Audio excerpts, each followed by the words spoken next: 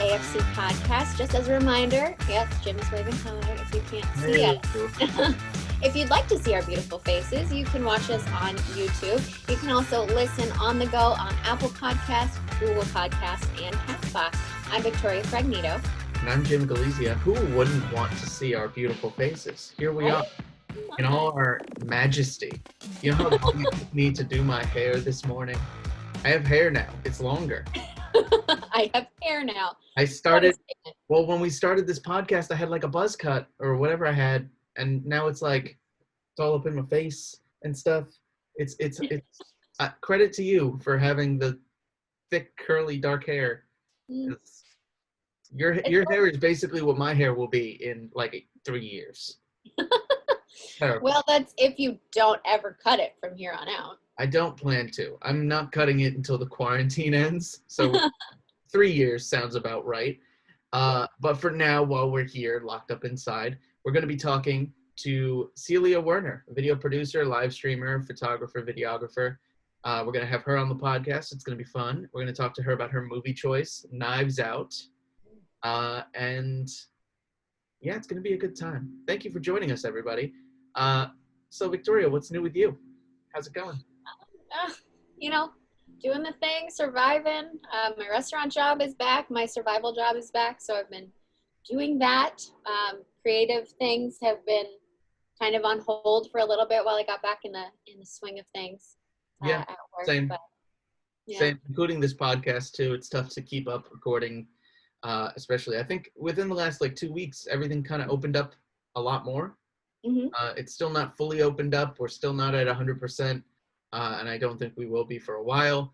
But they made some strides and pushed forward, and we're going outside a little bit. Here we are. We're peeking our heads out the front door and seeing the guy. A little glimmer of hope. Right. Yeah, let's call it that. I was very concerned at the beginning of the month because one of my best friends is a teacher. My mother is a primary school teacher, so I was concerned when New York came out and said, "Hey, we're gonna use teachers and students as like guinea pigs for reopening everything else. So if we can open schools and no one dies, we can open everything else." And I was like, "What the fuck?" Yeah. Because, if my mom was the one person to get sick, I would have raised hell. I don't know what I would have done. Yeah. But luckily, it seems like, I think cases are still spreading, but at a very, very reduced rate than what they used to be. I suppose that's accurate. I don't really want to say because I haven't been 100%, but I haven't heard of a major outbreak. It hasn't exploded everywhere. Knock on wood. Cases are on the rise, but not quite at the level. It's not an explosion or anything. So it's just something that we have to keep an eye on. And hopefully we can handle it and make sure that we don't make it worse. Don't make it worse, everybody. Yeah, that's the moral of the story, is don't make it worse. And that goes for just about anything. Don't make it worse. Don't make it worse.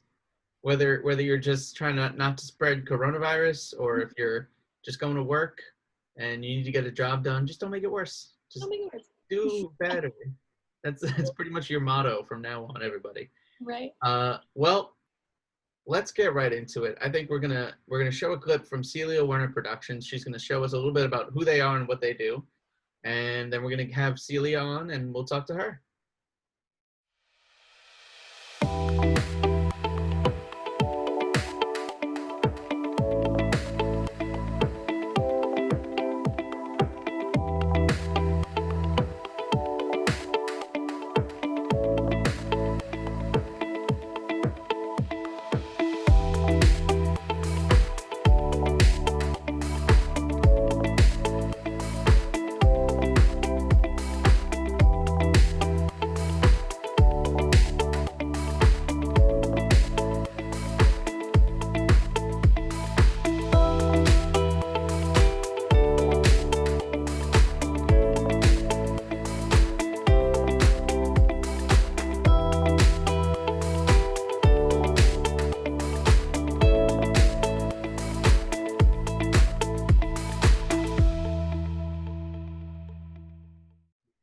Okay, that was a clip from Celia Werner Productions. So we have Celia Werner here. Hey guys. Hey. The podcast. Tell us a little bit about you and Celia Werner Productions and how you got involved in video and film and video production and everything like that. That is a big question. We have a lot that we could get into here, but I basically got into video production because in high school I wanted to be a YouTuber. I wanted to be a YouTube personality, and I started making like videos. None of them were good, mind you. Like they were like really bad videos. But then I decided to go to college for video and film production. I was very involved there. I was the president and the manager of the TV studio at Hofstra University, and I did a lot of learning there, whether it was like the more corporate side, the more film side. I graduated from there, and I was working for a couple of TV companies and realized that TV was not my thing. So I started doing freelance work. I always did like parties, like sweet 16s and weddings and things like that. And I was actually making more money doing that than I was during the week doing the TV job, which it was a weird realization. And I was like, why don't I just jump into it and do everything freelance? So I started my company, Celia Werner Productions. And what we do is we do a couple of different varieties of video work, whether it is corporate work, working with businesses, or doing events, live streaming, or, most things that people will pay you to do with a camera. Awesome. And was there anything when you first got into it that like made you stop and say, oh, I want to be a YouTuber? But was there like somebody specific that you were like, I want to be like that person? Like a specific yeah, I wanted to be Grace Helbig in like the heyday of like my damn channel. But then I realized very quickly that like if you do not have a audience and you make weird odd YouTube videos, it's hard to get an audience. Which is the audience and then be weird. And that's why exactly. the podcast hasn't jumped off yet, is that I'm just weird from the gate. And Victoria is like trying to reel me in 90% of the podcast. So that's usually. Yeah, it doesn't work. It doesn't work. Well, personality is key. So, I mean, be as weird as you want. Good advice. Oh, no. She's like, I regret already having her on here. It's going to be a horrible show. I already have a headache. No, I'm just kidding. So I think that career path is really interesting because I feel like a lot of people when they like go to film school, you automatically think like, you're trying to be like the next Scorsese or whatever, but there's so many other opportunities in TV and filmmaking and to create and be creative and do things that aren't necessarily like doing a full-length narrative like feature film. So how long has your company actually been established in existence? So my company, I've been doing this stuff since 2011, but I incorporated for obviously like tax reasons in 2013. And then I was actually doing this kind of stuff through college. So I was that person that wasn't really going out and like drinking on the weekends. I was working sweet 16s and, it's a very different experience for college. But I did make enough money that I paid off my loans before I left. So that was, it was a crazy thing to be able to do that. But it was one of the ways like that I had a different outlook on what we were doing even in the classroom, because I was like, oh, like, we could shoot it this way because I've done this 100 times at Sweet 16s. A lot of people that I was in classes with, they had a very linear, like, hey, we have to do it this way outlook on things. And I had a, hey, but if we change the order and do it this way and shoot out of order and move things around, we can do a lot more in the same amount of time, which is why I did a lot of producing roles at Hofstra, because I was able to problem solve and say, hey, well, we're doing this over here, but you guys can set up lights over there, and then we can go right from here to there because it's already ready. Where a lot of people are like, tunnel vision, we have to work on this part, and then, okay, let's all get together and then make a plan and then work on the next part. It's all about figuring out the best course of action, at least in my point of view, for both like something filmed at either like a dentist's office or figuring out how you're going to plan the day shooting a wedding.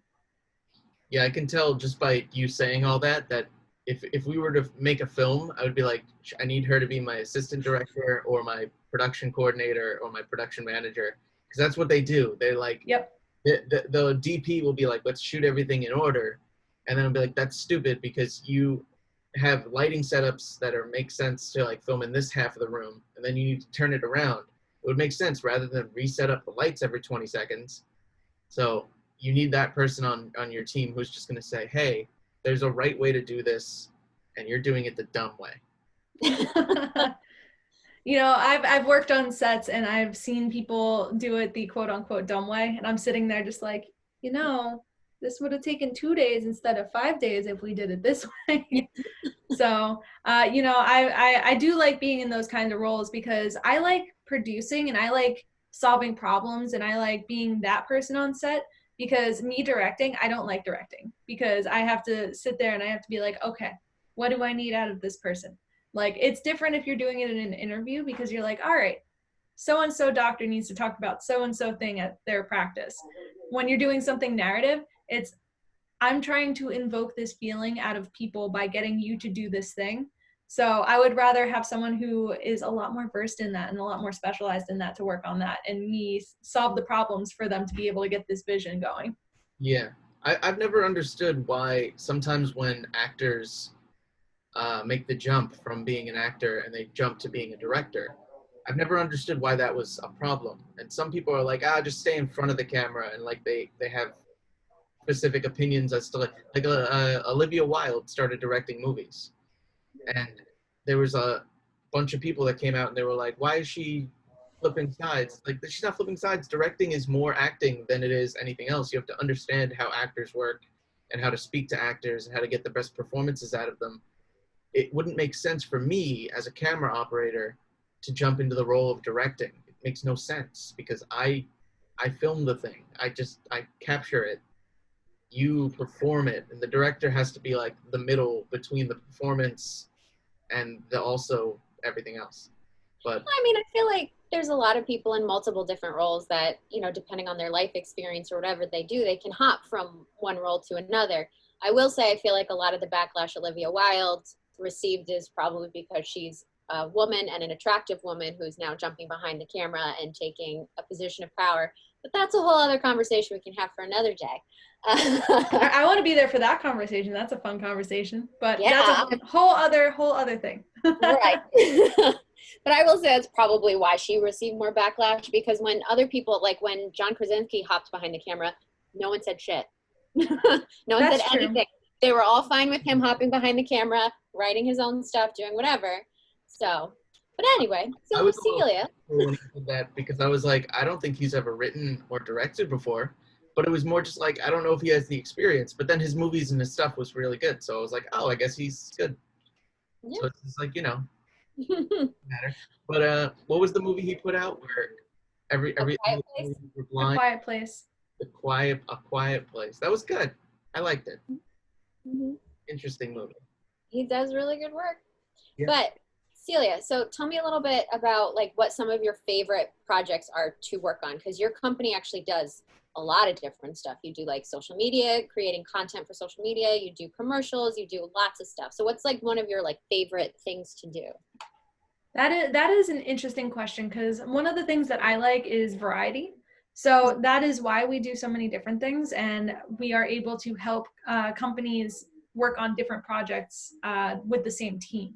One of my favorite things to do is actually live stream, like live broadcasts, because a lot of people don't understand the infrastructure that you actually need for that. And they ask for crazy things. They're like, I want 5 cameras, and we're going to have 2 speakers in this room, and we're going to have another person in this room, and we're going to send this all to this place, and we need you to do all of these different things. But they don't really understand what the process is in actually doing that. They don't understand that I need to show up with about 5 cases of wiring to go and do these things with a computer and screens and all of this.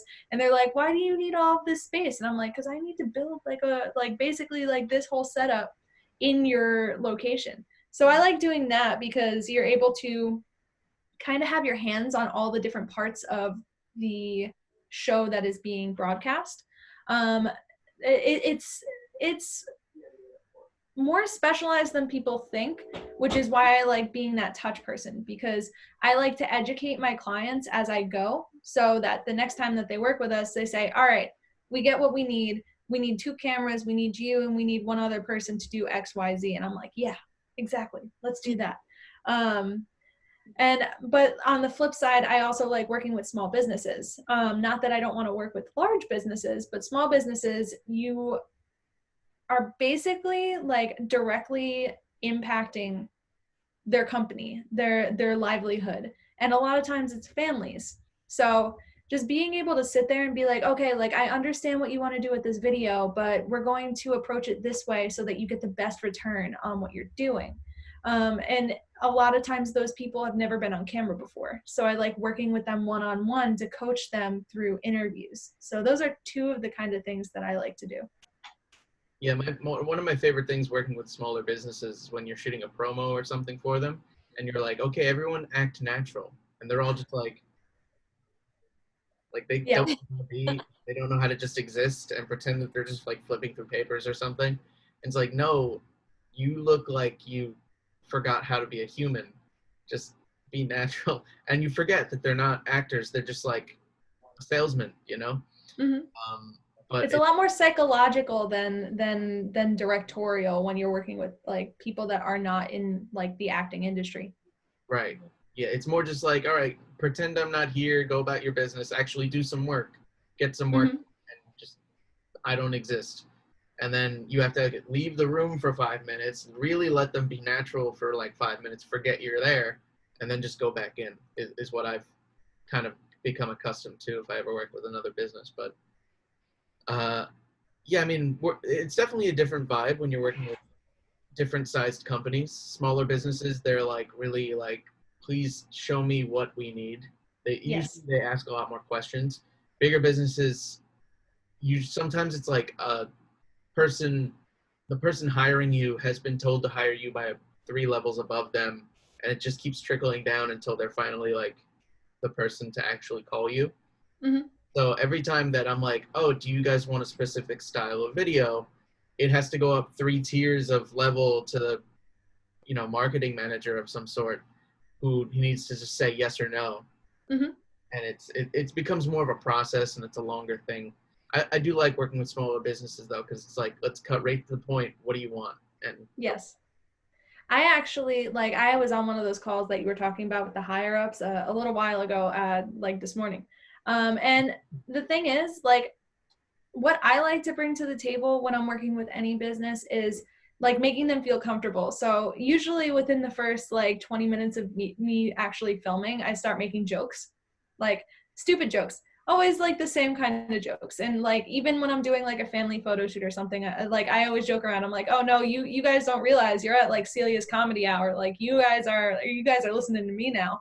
And it really makes people a lot more comfortable, because if they feel like they're having a good time and they feel like everything is moving smoothly, that is the number one thing. Because like I mentioned earlier, like when you're on a set where like you are on camera and you have something going on, and then you have 45 minutes of sitting over here, and then you're back on camera, it doesn't feel as smooth to that client, that actor, whoever it is.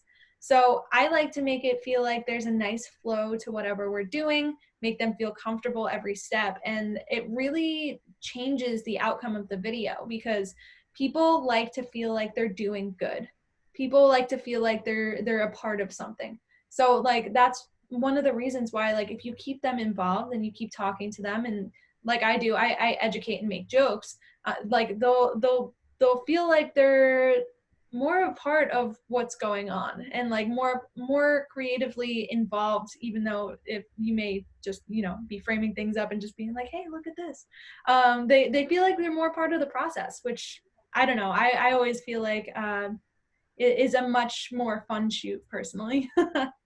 Yeah, for sure. I mean, I think a lot absolutely.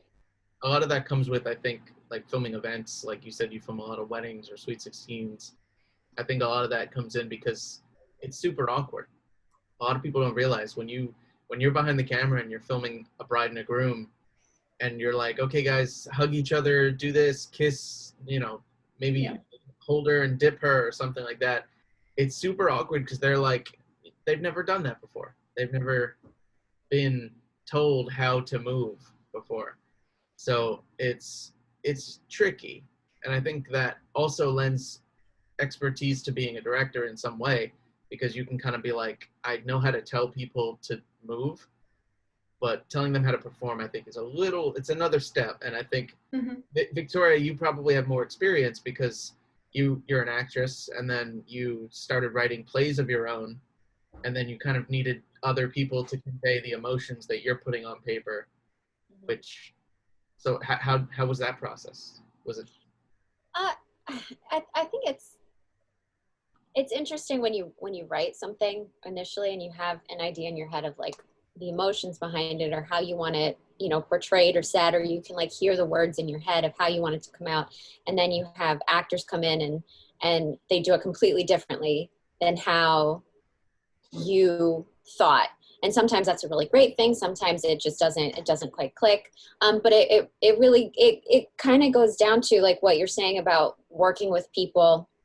Obviously actors are trained in this and they do this, as their job.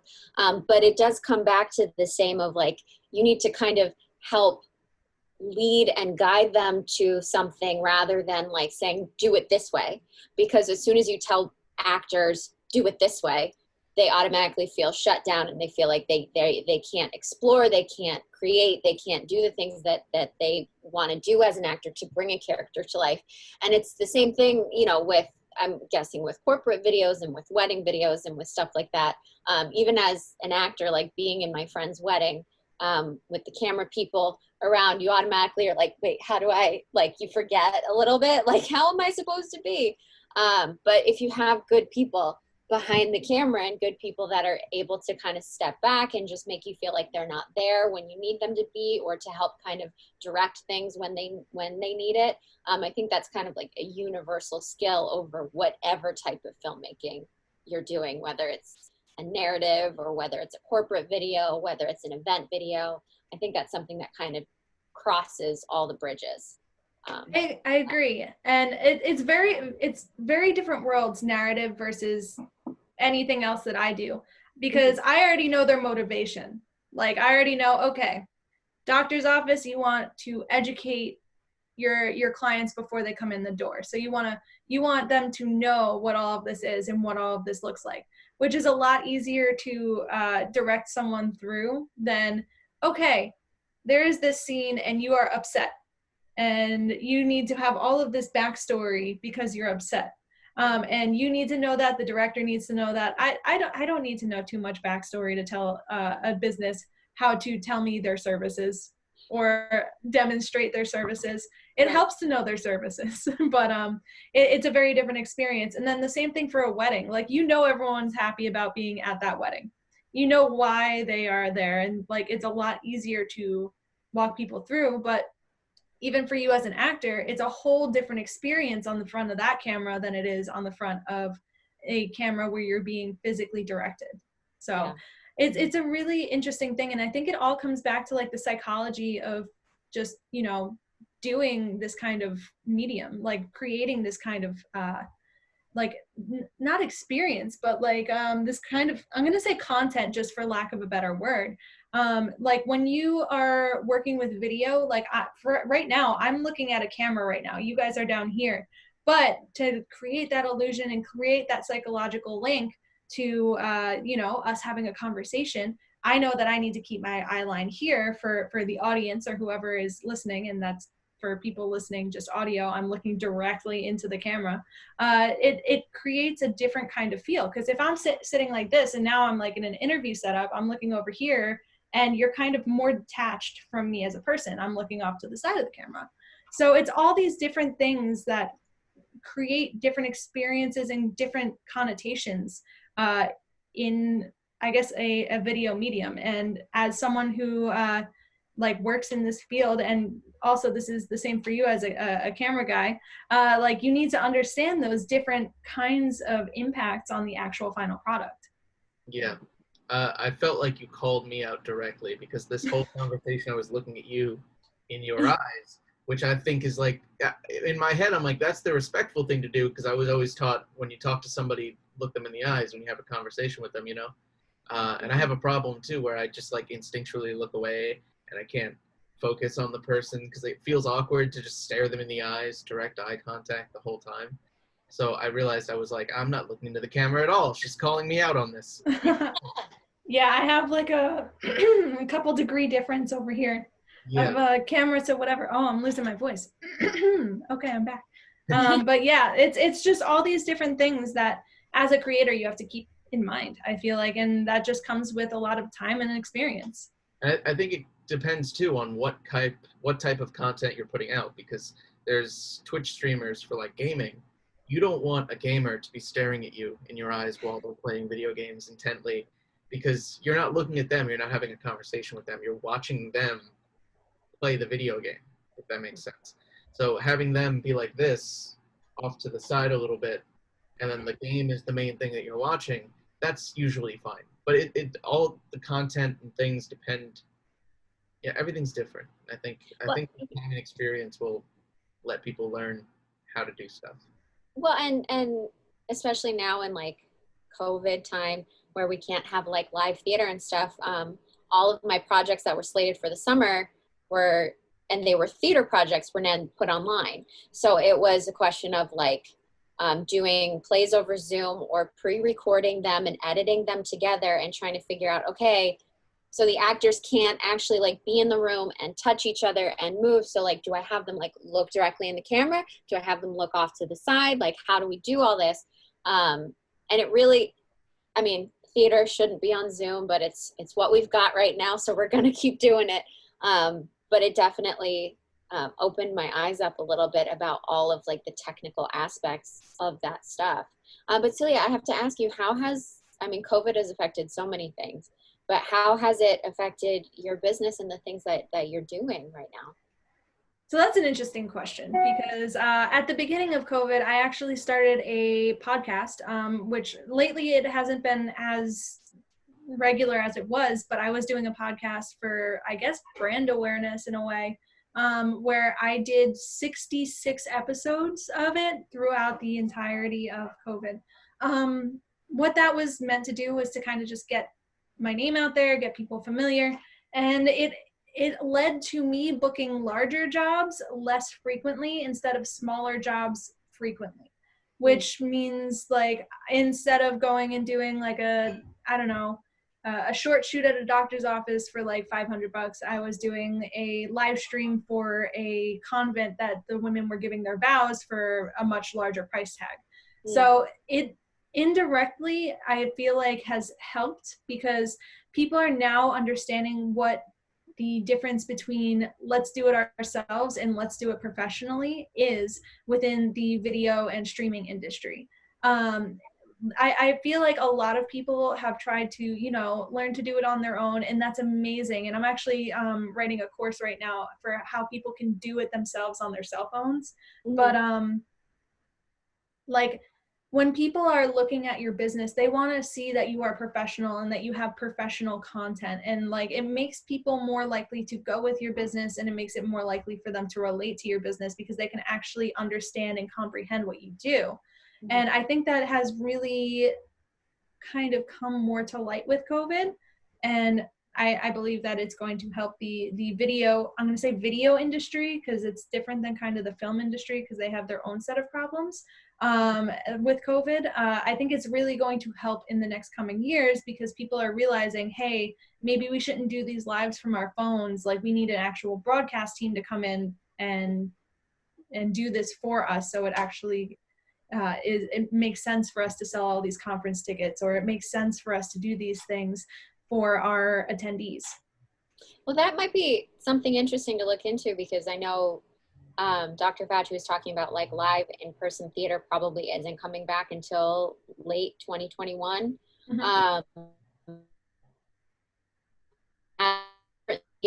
In not so hot areas move forward, might do more things like have the actors on stage and actually have them on stage, but live stream stuff instead. So that might be a whole new avenue that opens up for companies like yours to be able to, work with theaters and work with theater production companies to try and still get content out there, still create work in a time where we can't actually all be in the same room together. That's actually funny because I'm doing 2 things with that in the next month. Oh, interesting. Oh, yes. Well, I am working with a good friend of mine. His name is John, and we're working with Molloy College on a couple of productions, as well as this weekend. I don't know when this is being aired, but the weekend that we recorded this, I am doing a basically outdoor hybrid event where it is half streamed and half in person. And it's like an arts festival. So they have one stage for music and one stage for different plays. And not all of them are being streamed because the playwrights don't always want to have it out there, like just in case they want to use it for something else. But they have the option, and I will be there with my team, and we will film it. That's awesome. Yeah, it is a little weird. The Dramatists Guild has been talking about all of these these new issues that have come to light with like streaming plays and stuff like that, of like, does that constitute a production, which will then negate any like playwriting competitions or things that are like, you can't have had a full production before, and people are worried about like copyright infringement and laws like that. So that's all really new to the industry and interesting.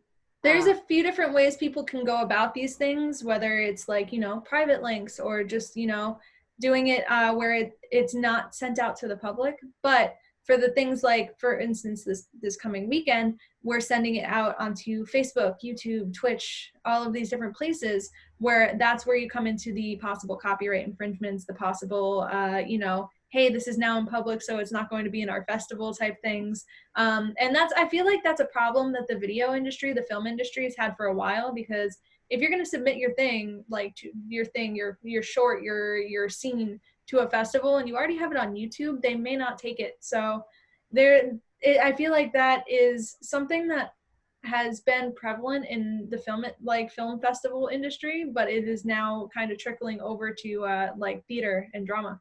Yeah. So moving forward, or even like other projects that you've worked on in the past, is there ever been a project that you've worked on that you were really happy with, you were really proud of? So I worked on a bunch of different interesting film projects as a producer, but I think my favorite one had to be Batman Patient Zero, which is a project that I worked on with Andrew Ackler. He was the director and I was the producer. And we basically made a fan film which featured Harley Quinn, the Joker, the Riddler, and Scarecrow. So we had a lot of different villains in this movie, and we actually shot this on a couple of overnight days at a abandoned hospital in Queens. Cool. So we had the production value, we had the stunts because we had some wonderful stunt coordinators. And it actually went to a couple of fan film festivals and won. So we won at Dragon Con, and they call it like Hollywood Comic Con, but it's basically like Hollywood, Florida. So like Fort Lauderdale, and it was like the Geek Film Festival. So we won some cool stuff, and we got to travel around to do some really cool things with that film, and it was a lot of fun. Really cool. Yeah, I'm going to have to check that out now. I will send you the link. Yeah, is that available? Love it. Done. Yes, I actually looked it up, and I think that there's like 36,000 views on YouTube and like another 14 on Facebook. So we're doing pretty good with that one. We shot it back in 2017-ish. So it's been pretty good. Patient Zero, 37,000 views on YouTube. That would be the one. 2016, it says here. Very cool. Yeah, I'm going to check that out. So I'm assuming you filmed in a hospital, so I'm assuming it was like Arkham. Yes. Kind of. I don't want to give too much away on the plot, but Batman does, he is in Arkham, and he is trying to make his way through, and he runs into all of the different villains in this film. And there is a fun twist in there that I will not give up on this podcast, so you have to check it out. Even for those viewing, you have to go watch this We'll put Yes. we'll put it down below in the description so they can check it out. Very cool. Yeah, it was an interesting one. We did it on a micro budget, and there was some really interesting things that you had to learn about, like copyrights and everything for what we are allowed and not allowed to do with a fan film. Like for instance, like no one could make money or get paid for being on this film, because if DC found out, then we can get sued. So that was a thing that we had to work around. And we had like a pretty sizable, like 30-person crew, because we were continually like doing different setups in different parts of the hospital. Everything had to be run out of a generator because there was no electricity. We had to make sure that everything was safe, because the hospital's been closed for a little while. And it was a big project. It was a fun project. And you'll see in the final film that we had a lot of fun with, like, how cartoony could we actually get these action scenes and like make it believable. So lots of big moves. Like there's a move where like Harley Quinn like puts her legs around like Batman, does a big flying move, lands it. It's great. It sounds like Black Widow almost. I'm pretty sure that was the inspiration for that specific move, but it's you'll have to tell me once you take a look. I'll check it out for sure. Expect my full written review. Okay, good. I expect like 2 pages. Minimum. Minimum. I don't want to write any novels here. But awesome. Yeah, I'm going to check that out. Very cool. I also was curious. You said you're in Nassau County, Long Island. I am. I'm over by Mineola, so I'm not too far. Gotcha. I grew up in Comac, so it's a very small world. Oh, I'm going there today. That's where my acupuncturist is. It's a small world. But when I opened your website, I was like, wait a minute, because there's like the first thing that pops up is a drone shot of a football field on your website. And I was like, I went to high school there. That was my football field that I never played football on, but I just recognized it immediately. So I was like, she's definitely in that area of Long Island. Very cool. But yeah, it's cool to know. Small world. So tell us a little bit why you chose the film to talk about, Knives Out. So there is plenty to talk about for this film, but I really like the stylistic choices that they made in the film, because it felt like a classic mystery movie. Like, I'm not going to say that it feels like Clue, because nothing is like Clue from like the 70s with Tim Curry, but it has like those kinds of elements in it where like the music is almost a character to like bring you to these different conclusions, like during the actual movie, and everyone has their own story and what's the truth, and like how many layers you need to go down to actually figure out what happened. So the first time I watched it, I was like, oh wow, they really did a good job with this, and they really kept you hanging throughout the entire movie. So it was a memorable like movie for me, and you can't go wrong with Chris Evans and Jamie Lee Curtis. Right. No, completely agree. And that was one of the first things I thought of when I started watching it, was the music. It was so, it kind of, I felt like a callback to like classic like murder mystery movies and everything, and where it's almost a character in itself, and it really helped inform so much of the film. It made it so stylized and yet so real at the same time, and I loved it. I've been meaning to watch this film for a while too, so we jumped on the chance to watch it when you suggested it. I think one of the cool things that they did is like they took a lot of references and put it in the movie as well. Like they referenced things that were happening at the time. They actually referenced, not that I want to get into this, but like the current political standpoint. Yeah. They referenced like pop culture, but then also if you actually like look into it, because I decided to look at the facts on the IMDb page because I'm that person. All of the character names come from things in history. So a lot of the main characters' names are from like music acts from the 70s. And also there was apparently a like choose your own destiny type book that this is actually based off of loosely. So a couple of the characters' names came from that too. Oh, interesting. I had no idea. That's awesome. Yeah, it's pretty cool. And like Also, I'm trying to remember the name of the novelist that they based the style off of. But like the novelist passed away at 85, so that's why the father passed away at 85. So there's a lot of cool little things that they put a lot of thought into, and I think that's the thing that made me drawn to this movie, is that everything had a reason and everything had a very specific, like you can tell the amount of time that they put into planning every single scene.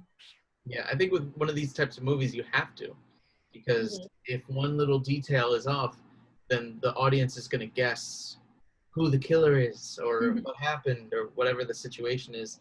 And I think this movie had not one, but two, but three twists over and over upon itself to try to trick you into you know what's going on until the very last second. And you're like, oh, I had no idea what was going on this whole movie. And yeah, they had the illusion of like the donut in the donut in the donut, like the missing piece. I was laughing. First of all, I cannot hear Daniel Craig talk like that ever again. I don't want his voice to be like this. With the terrible Kentucky, Mr. Kentucky, or what is it? The guy, they kept calling him Kentucky Fried Chicken or something. Yeah. Or I think they also called him Foghorn Leghorn, like the Looney Tune, and like a bunch of different things in the movie. I said. I think, though, it was supposed to be more of like a Louisiana thing, though, especially if his name was Benoit. Like, it's French inspired. I think that was definitely Benoit Blanc. I think that's definitely Louisiana inspired. But I was thrown off a little bit because I have not seen Daniel Craig in anything other than James Bond. It's the only thing I've ever seen him in. I know that's awful because he's a fantastic actor, but that's the only thing I've ever seen him in. So then to all of a sudden hear that accent coming out of his mouth, it took me a little bit to get over it. And then I was fine because he's incredible. He's so good in this film. They actually, I believe, approved a second one that will follow him onto his next mystery. At least that's what it said on IMDb. So I think that'll be an interesting thing. And I'm sorry, but you're gonna have to watch, him speak like that again. It's fun after I got over the initial, like, he's not speaking like James Bond in this, like, really suave, debonair English accent. He's speaking in this really lazy Southern drawl that I'm not used to. It was weird coming out of James Bond's face. But I got over it. It was fine. I think it's also interesting because in addition to his speaking, he also had a lot of audio cues. Like, he always was playing with a coin, or like he hit the note on the piano or something like that, which was like a really cool, interesting like plot device that they used to connect a lot of things. This film is so incredibly detailed, and I can't imagine the time and the brain space that it took to make sure that everything worked well together. There weren't any like serious major plot holes. All of the little plot holes were like plugged so that the mystery made sense, and people aren't sitting there like pulling it apart like right after watching it in the theater. And the casting for it, besides being so perfect, like, I'm just shocked at like how star-studded the cast actually was. And it's also the first time in a long time I've seen Chris Evans in anything other than Captain America. I had seen him act in other things previously, so it wasn't as much of a throw for me. But it is, I think Jim and I were talking about this earlier, it is a little strange seeing Captain America tell people to eat shit, but that does go a long way to proving what a good actor Chris Evans is. And everyone was so perfect in the is a huge chunk. I've heard it said before, casting is like 90% of what makes a good film, and they did an excellent job on this one. I actually think Chris Evans did probably the best job in the movie, because he had a lot of different dimensions that he had to, I'm not going to give away anything, but he had a lot of different dimensions throughout the story that he had to be a part of. And actually with what you said, apparently in the first round of everything, this was going to be a rated R movie, and they told him, hey, we're going to make this PG-13. What do you want to say other than like, fuck you to your family? And the eat shit and all of that, like, was his idea. So it shows that he was getting really into like the head of the character. And also, like, another thing that they did with his character is, if you watch this back, he has a lot of expensive clothing, but it's not taken care of well. So like his sweaters are ripped, or like the bottoms of his elbows are like worn away. to kind of show that like he has money, but he doesn't care about it. Mm-hmm. Yeah, this film is so detailed, and it's stuff like that that makes it enjoyable to watch. And one of the things that I really feel like, even though I've watched it and I know what happens, now if I rewatch it again, I'll be looking for all of the things that connect all the dots now, since I know how it ends. But it's really, really enjoyable. I'm so used to watching murder mystery movies because my mother is obsessed. We watched a lot of Murder, She Wrote growing up. She's obsessed with Midsummer Murders. Agatha Christie is like permanent in my household. So watching a new kind of twist on like the murder mystery was a lot of fun. It was a lot of fun. That was the author that I was like trying to think of the name of. So they definitely incorporated a lot of kind of the structure that she created with a lot of her novels. Mm-hmm. Well, Celia, thank you so much for hopping on the podcast, talking to us about all the things that your company does. We're going to share all of your information so that if people need anything, they can contact you, and keep up with all of the things that you're going to be doing as we move forward. Thank you guys so much for having me. I had a lot of fun. I feel like we got into a lot of cool, different kinds of topics, none of which I thought we were going to get into when we got on here. But, you know, psychology and all of those kind of things can be interesting too. Absolutely, absolutely. We like to keep the topics broad on this podcast because if we talk about the same thing over and over again, it gets too repetitive. So we like tangents. Tangents are good. Awesome. Well, thank you guys so much for having me, and hopefully I get to see you guys again soon. Yes, you too. Thank you, Celia.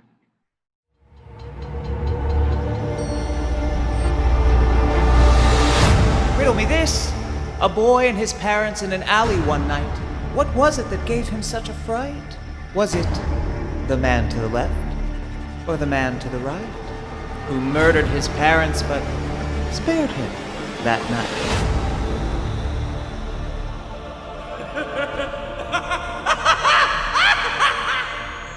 How many times have we danced this tango?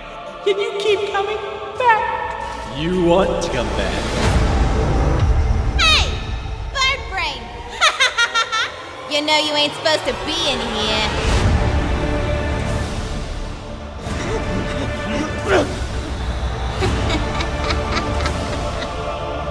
And that is the greatest joke of all. What are you scared of? Hey guys, so the goal of the Astoria Filmmakers Club is to help filmmakers in the area produce their own original work and make films that we can all enjoy.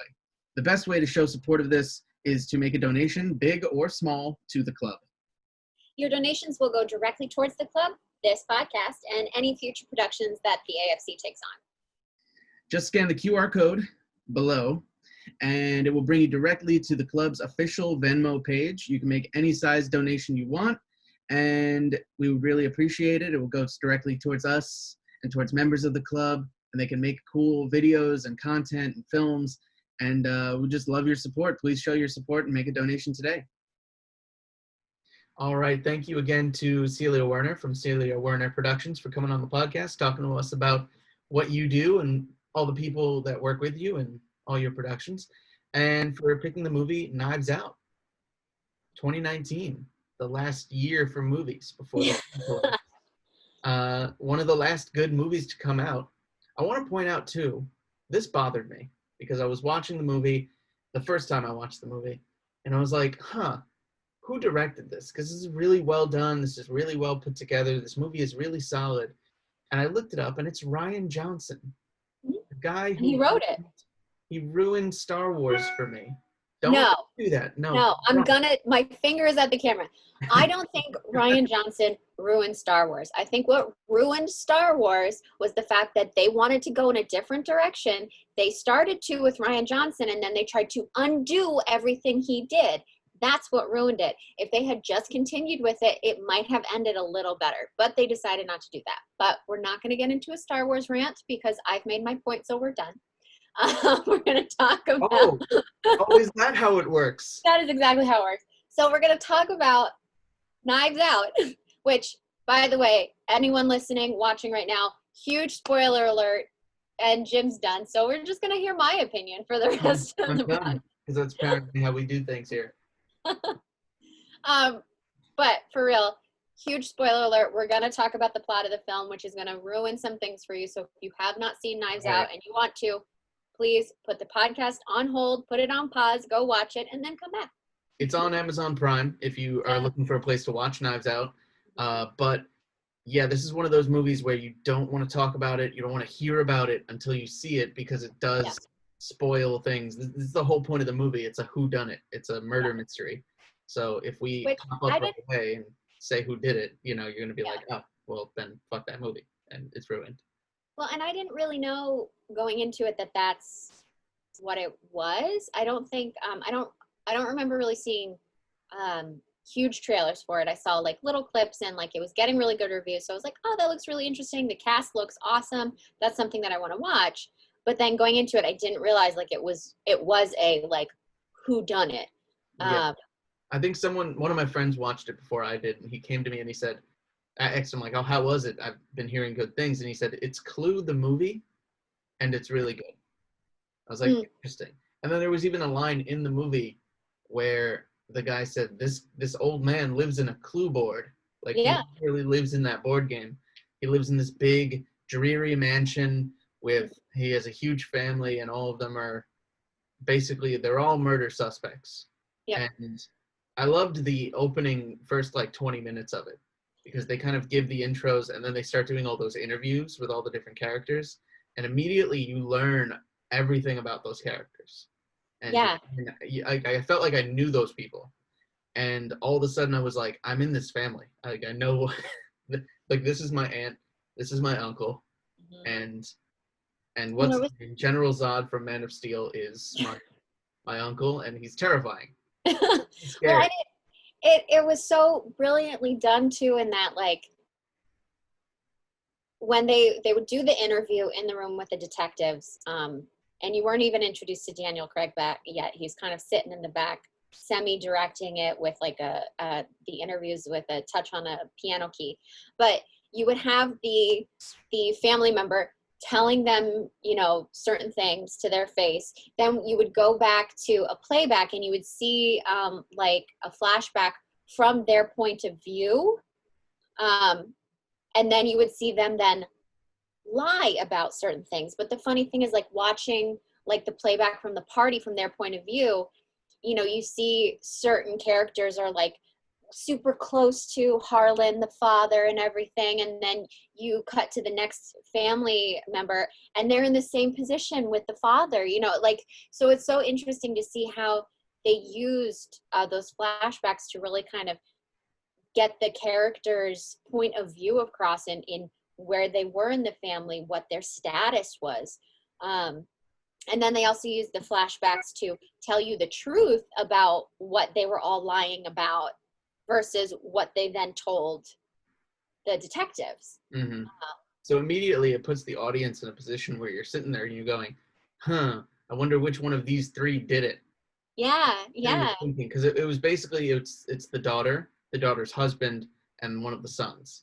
Mm-hmm. And you're sitting there trying the daughter-in-law as well. And the daughter-in-law, that's right. Mm-hmm. Who, she was funny too. She was hilarious. That's the thing. Everybody in this movie, the cast is insane. The cast is phenomenal. There wasn't one weak link in the chain, and I think sometimes there's always like one actor that's just not as good. All of these actors are incredibly talented. They've been around forever. They're all fantastic. I think my personal standout, the two standouts for me are Ana de Armas and Chris Evans.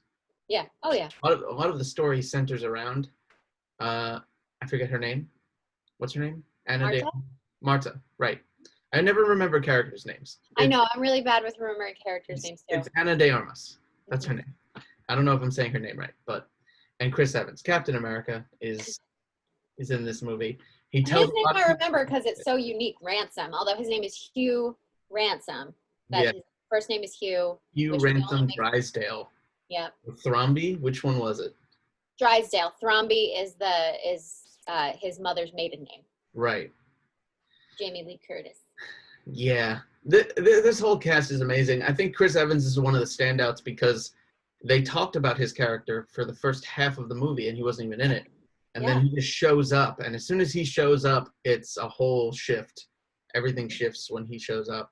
And then to see how his character developed throughout that second half and really brought it all together in the end was real. I'm dancing around it, but here we are at the spoilers. Just say it's a spoiler. Chris Evans did it. He didn't do it. He didn't Sort do of. it. That's the twist. No. There's enough twists to keep you confused. So Right. Okay, so here's the breakdown of what happened. So you just watched the movie and now you're back at the podcast because we told you to do that and you listened to us because you're a good listener. So you watched the movie, you just finished it, and you're like, all right, let me go see what Jim and Victoria have to say about it. It's cool. So Ana de Armas, her character, Marta, she thought she poisoned, what's his name? Harlan. Christopher Plummer, Harlan. Looking at the IMDb over here. Yeah. She thought she poisoned Harlan with 100 milligrams of morphine and that he was going to die. And they broke it down too. He's a murder mystery novelist, so he's sitting there going, oh man, this is a good plot for my next book. Like, there's no way for someone to save me if this is true and if you don't have the antidote and if blah, blah, blah, blah, blah. So they're both convinced in that moment that he's dead. He's going to die. So he makes a whole plot and a whole scheme to get her out of it because her family and her mother, they're undocumented illegal immigrants. So he basically makes her a whole spiel, a whole story so she can get out of this scot-free and not be guilty of his murder because they're friends. He doesn't want her to like ruin her whole life because of this. Chris Evans's character, Ransom, this whole time played them like a fiddle. And just he kept going with the flow, trying to, I think it's a situation of Ransom was Harlan's, like, not protege, but like they had a really good relationship when they were younger, where he was younger.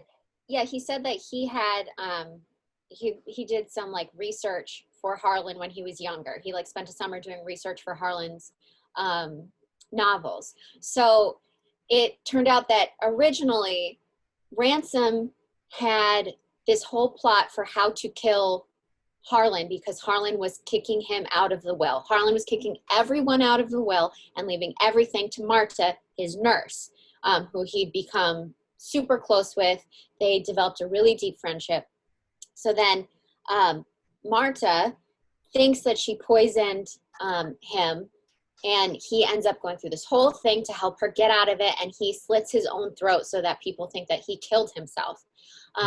So for the first like third of the movie, you don't know who did it. The next third of the movie, you think Marta did it. And then you get to the last third of the movie and you find out that everything it was based on Ransom's plot.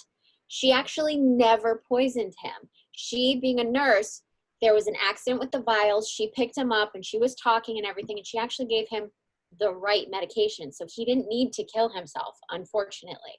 But this whole time, when Ransom found out that his plan didn't go the right way, he tried to manipulate Marta, get her to keep the inheritance, get her to give him a piece of it, lock the family out, and he's trying to not prove her innocence. He's trying to get rid of any proof of her innocence so that they can disinherit her from everything that Harlan left her. So the plot twists and turns, and it goes in places that you didn't expect. And this whole time you have this private investigator who was hired by Ransom because the plot didn't go the way he wanted. So he wanted someone to look at it, try and find foul play to get Marta out of the will. And this happened to be Benoit Blanc, who's Daniel Craig's character. Daniel Craig was freaking brilliant. He was so good in this film. It's just... I love, though, because his accent was too over the top. See, I don't think it was over the top. I think it was just a little bit. And you know what? It's not even that it was over the top, but that it was so drastically different from what we're used to from Daniel Craig because of his James Bond demeanor and his usual accent. So most people in the American audiences, they're going to find it humorous when he has this Southern accent. And I think the movie and the filmmakers behind it were smart enough to know that, and smart enough to say, all right, someone needs to call that out and say something funny about it and just be silly. And Chris Evans's character just kept calling him Foghorn Leghorn and Kentucky Fried Douchebag or whatever the hell he kept calling him. And it was hysterical. It was really funny. And this really serious story about their grandfather and father being murdered or killing themselves, suicide, drug overdoses. Like, it could have all been really dark and really dreary, but it was actually a really fun watch the whole way through. I think that it's been a while since there was a really good whodunit murder mystery movie.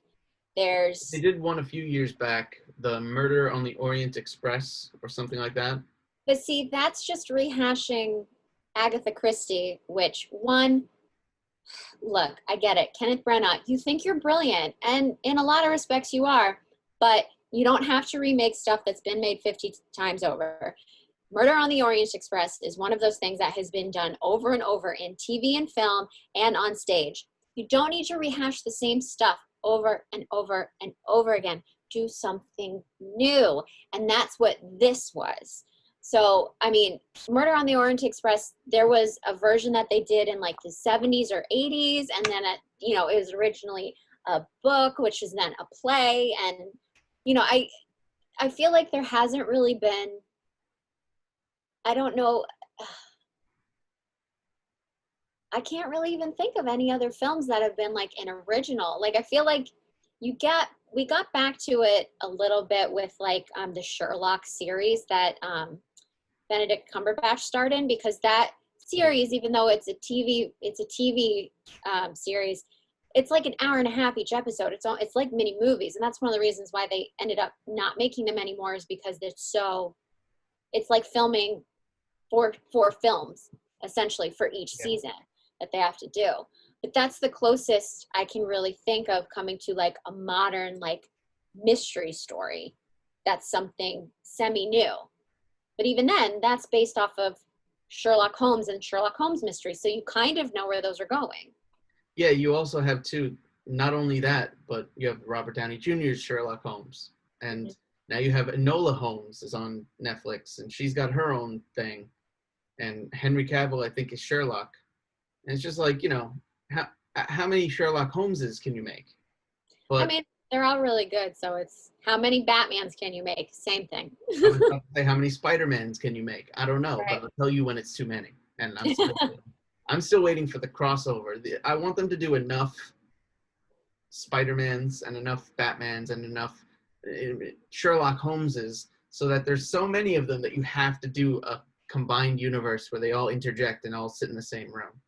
And I just want a movie where all the Spider-Men come together, cross dimensions, Tobey Maguire, Andrew Garfield, Tom Holland, they all jump in the room and go, oh, we're all Spider-Man? Cool. Let's do some stuff together. See, I think I'd be more on board with the Sherlock, because if you get Johnny Lee Miller from Elementary on TV, Benedict Cumberbatch, and then Robert Downey Jr., that would be brilliant. Well, I think you already got a taste of that with Avengers Endgame, because Doctor Strange, Iron Man, there they are. Yeah. Well, and also there was the National Theatre in London. They stream a lot of their performances, and they did a run of Frankenstein where Johnny Lee Miller and Benedict Cumberbatch, they both played two roles. One night, one would be the creature and one would be Dr. Frankenstein, and the next night they would switch. And that is the most brilliant piece of theater I've ever seen in my life. But back to Knives Out. I think that the script was so intense, and I write, but like I can only hope to write something as clever and as well crafted as that. It's so like, you have to make sure everything is airtight in order for people to believe it, to follow it, to like it. And it really, Rian Johnson did a fantastic job with this script. He really, really did. I loved the plot device of that Marta's character throws up when she lies. Yes. Made up silly thing, but it worked because it gave us a little like it let us think in our heads that we could follow it, like, oh, if she's lying, maybe she'll throw up, and like we always looking for, okay, is she gonna throw up? Is she lying? Is she throwing up? How does this work? How does this thing this weird mechanism that only she on Earth has? No one else lies and throws up immediately after, you know? Yeah. Um, And there was, that was like a humorous staple, but it was, helpful in the storytelling, and there was so much humor throughout this whole thing. It even though it's a murder mystery, it was so much fun. So much fun. And it was so stylized too. It really was reminiscent of Clue and these old murder mystery movies, and they did such a great job with the cinematography. Was incredible. It was so great with the storytelling. You got these big expansive shots like you used to do of like these old mansions and things, and like, the creepy old mansion that everybody would be invited to and things like that. The opening shot in slow motion, they have the dogs running through the front yard, and you see the house. Yeah. And then you had, the really close-up shots to get, images of evidence, and it just, the cinematography really told a very specific story, and they used every tool at their disposal. The shots, the music was awesome. The music was so good. Yeah. This movie really came together. I was skeptical of it at first. I think too, because my family watched it and they didn't really like it as much. But then I watched it and I was like, this was really good. I think upon a second viewing, where I watched it originally and then I watched it again for this podcast, I was like catching all the things that I didn't really realize in the first one. I was like, oh, this movie's really good. And it bothered me because how could Rian Johnson do so well with this movie and so bad with some other movie? I don't remember. I feel like we talked about it already, but oh right, we finished that conversation. Yeah, that conversation's done. Right. We're gonna move on. Just no, but Rian franchise. He did not kill a franchise. They killed themselves. Oh, I'm sorry. Moving on. The budget for this movie was.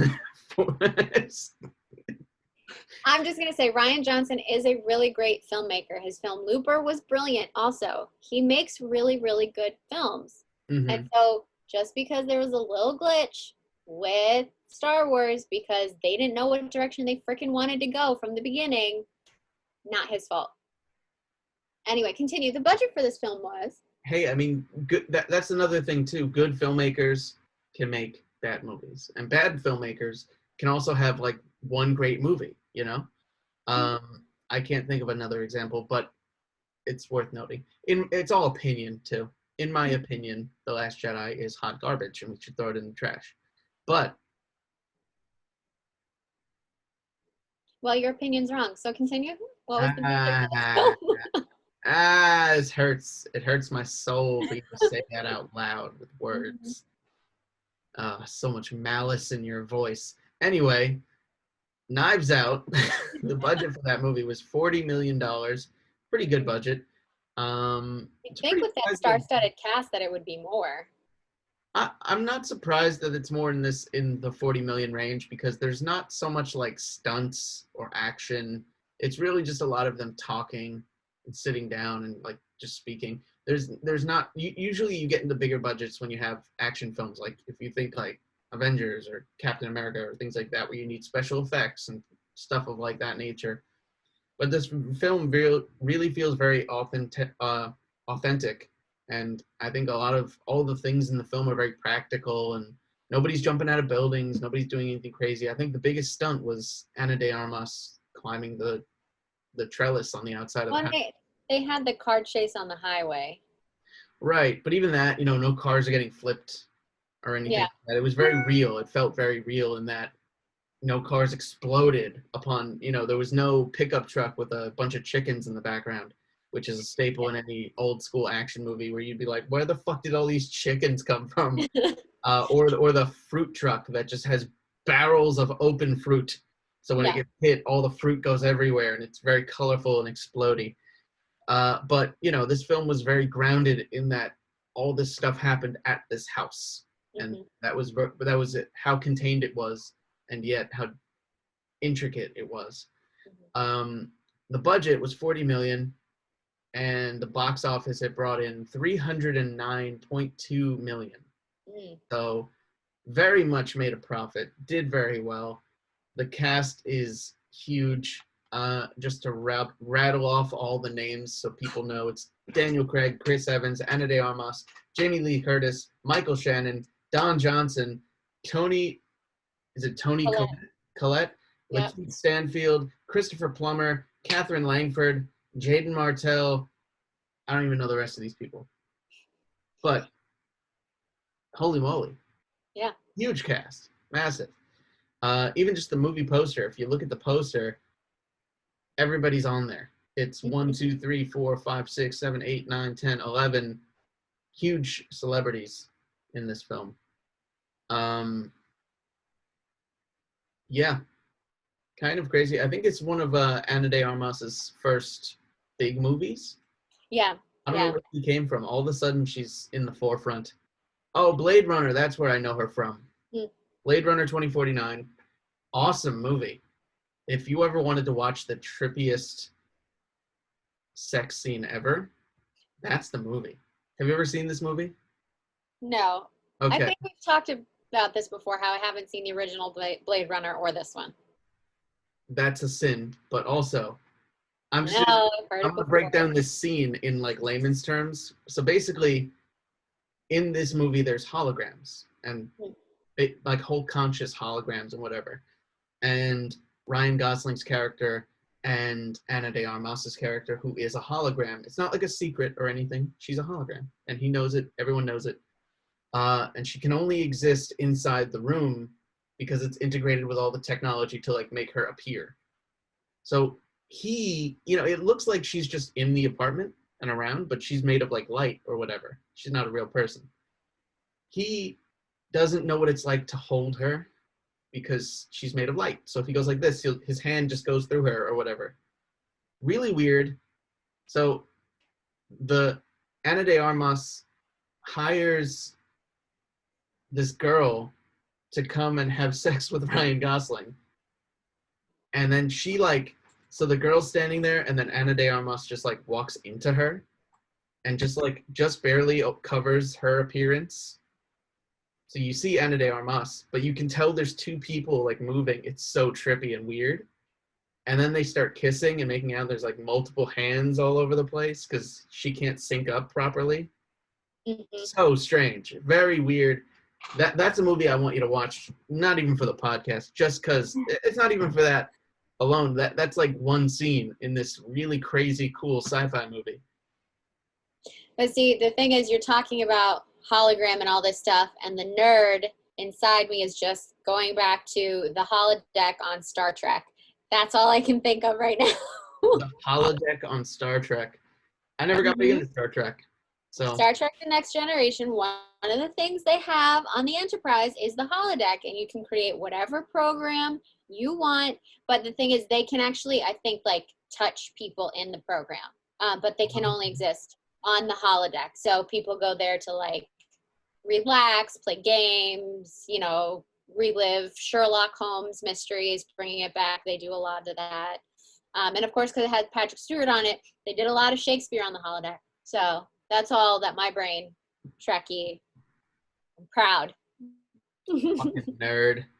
Yes. That's pretty cool. I dig that. Anyway, Well, like, what were we about? Ana de Armas just coming onto the scene. I think that was the first movie she did in 2017, was like the first big movie she was in. And then she's actually also right aside Daniel Craig. She's one of the new Bond girls in the next James Bond, which has been delayed and delayed and delayed because of coronavirus. But Knives Out became her next big thing. And I was surprised too. I thought the movie was going to be more about all the other different characters. And it was actually more about Marta. She's the main character, I think, of the whole movie. Yeah. To where if you wanted to say, is there another main character? it's kind of everybody. Everybody is also, I guess, Daniel Craig, but then I guess also Chris Evans, but it's really Marta is the main focus, which is funny because she's in the very background of all the promo stuff. They didn't play her character out. That's kind of the point, though. It throws you off. You don't know what to expect. You walk into it. Like I was literally waiting for so long. I was like, when is Chris Evans going to be in this goddamn film? Like, you see him in flashbacks. You see him storming out of the place, but that's it. You don't see him for most, like, about half the film. You really don't see him. And I think that's some of the brilliance. But you see, like, his elbow. And you hear their conversation, and then they keep hinting back to it, and then eventually he just like storms in. Mm-hmm. But I mean, I think that's some of the brilliance in the marketing. I know we've talked on the podcast before about how, you know, when films are marketed incorrectly, then you're putting expectations up, and you get something completely different than what you were paying money to see in the theater. This is one of those times where, like, it's really good that they didn't let a lot go in the trailers and in the marketing. So they had this, crazy star-studded cast, and you weren't quite sure what you were walking into. It just looked like a fun, wild ride. And it was. So while they raised your expectations in a good way, and they delivered on it without letting too much go. I'm really interested to see what they do, because they're calling it a sequel. They're making another Knives Out, but this is focusing on Benoit Blanc, Daniel Craig's private investigator character, in a different situation. So I don't know if it's, because it's not exactly like, it's not when they do like Agatha Christie stories, they have specific detectives that they follow. Like there's Hercule Poirot, there's Miss Marple, but they didn't necessarily say like this is going to be Benoit Blanc's like introduction into, he's like a sleuth, kind of a thing. But they're following him now because he pieced everything together. So I don't know. I'm interested to see it. I mean, they did a really great job with this. So we'll see what happens. I hope he has a different accent in the next movie. He's not going to. It's the same character. So much better if he was just playing everybody every time. Just like if he's exactly who he is. He's a detective, but in the next movie he has a whole different accent, and the reasoning for that is he's performing the whole time to get people to give him clues and shit. That's how good he is at being a detective. He's using his character is using his own acting abilities to trick people. And in this movie, in this case, you got this very southern guy coming in with this really weird accent. He's very commanding. His presence, like, he's in the background, but he's also like, he's there. You can't like think about anything else. At one point too, like he was in the background of all these interview scenes, and eventually, what was the character's name? The woman? Joni. Toni Collette? Yeah. At one point she just goes, "I'm sorry, can we just talk about who that guy is?" And she points him out. She couldn't like not realize he was there. I think it'd be funny if he changes his whole personality and the way he talks and the way he acts based on the family he's trying to solve a murder for. I feel like that's too much. Then you just might as well do a different character for Knives Out too. Or it should have been revealed in the first Knives Out if you're going to do another. I'm just trying to rationalize the reason he would change his accent from what it was. Because you want him to change his accent. I think his accent was fine. It was a little off-putting at first, but you got used to it. I didn't. I'm still not used to it. I watched the movie twice. Well, you're going to have to get used to it for the next film, okay? His accent aside, this movie is really great. Not gonna lie. It was really well put together. I thought, even upon a second watch, I was like, this movie got better with the second watch. So definitely give it another view if you haven't already seen it. If you haven't seen it at all, fucking watch it. What are you doing? What are you doing listening to us? We just ruined the whole thing for you if you haven't watched it already. All ruined. It was Ana de Armas, but also Chris Evans. All right, guys. Thank you so much for joining us on the podcast today. Just as a reminder, you can watch our beautiful faces as we argue over Star Wars, which we do almost every podcast. You can watch us on YouTube, and you can look at Jim's very angry expression.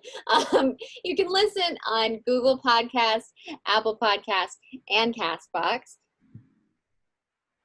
Are you going to thank our guest, or am I going to do it? Are you that angry? Our guest. Okay, I'm going to thank our guest. The Last Jedi was a terrible movie. And also thank you to Celia Werner for coming on the podcast and talking to us about everything that you do. We're definitely going to put all your links in the description. Ryan Johnson is a bad person, and we thank you for your time. I'm just kidding. We may not have another podcast in the future because I'm going to kill Jim before the next one. If I'm not in the next podcast, know who did this. It's Fragnito, and I'm Jim Galizia. Thank you guys for tuning into the AFC Podcast. Thank you again to Celia for coming on, and everyone check out Knives Out there. Yeah, we'll catch you guys next time. Bye.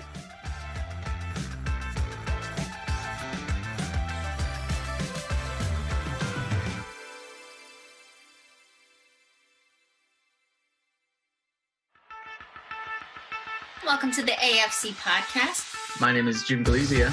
My name is Victoria Fragnito. Today we're going to have our day player, Phil Capadora. Tim Dowd. Nora Berman.